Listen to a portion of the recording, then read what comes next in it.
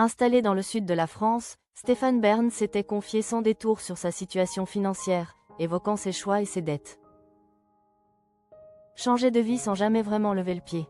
Après des années passées à Paris, Stéphane Bern a décidé de poser ses valises ailleurs, loin du bruit et de l'agitation.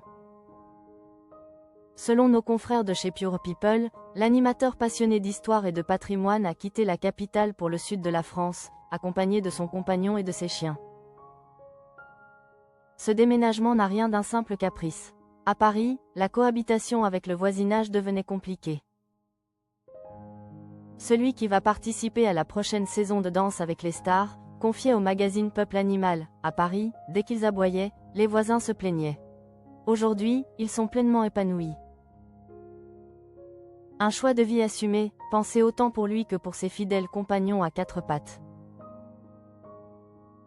La nouvelle vie de Stéphane Bern, loin du tumulte parisien. C'est au Lavandou, dans le Var, que Stéphane Bern s'est installé à la fin de l'année 2024, aux côtés de Yori, son compagnon. Un cadre plus doux, plus calme, où le soleil remplace les embouteillages et où les chiens peuvent enfin courir et aboyer sans contrainte. Là-bas, l'animateur profite d'un quotidien apaisé, bien loin des tensions qu'il connaissait à Paris. Pour autant, il n'a jamais vraiment ralenti. Entre les tournages de Secrets d'Histoire et ceux de Laissez-vous guider, qu'il anime avec Laurent Deutsch, Stéphane Bern continue de sillonner la France. Il reste aussi très investi dans le Collège royal et militaire de Thiron-Gardet, dans le Eure-et-Loir, un site historique qu'il a acheté en 2013 et transformé en musée, avec des jardins ouverts au public. J'ai tout vendu.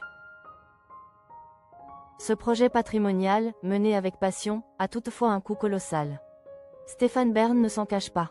L'acquisition du Collège royal lui a coûté environ 300 000 €, mais ce sont surtout les travaux qui ont fait exploser la facture, dépassant les 4 millions d'euros.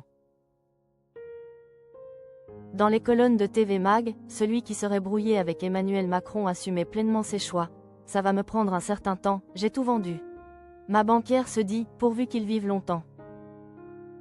Endetté mais lucide, l'animateur poursuivait sans détour. Je dois rester vigilant. Je suis contraint de continuer à travailler, sans doute encore longtemps, pour rembourser mes dettes.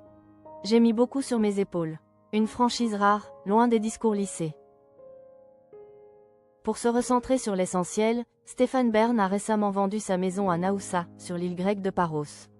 Un choix stratégique pour concentrer son énergie sur ses projets en France. Entre le Var, les plateaux de tournage et son engagement pour le patrimoine, il semble aujourd'hui avoir trouvé un petit équilibre entre son bien-être, son travail et les tristes réalités financières.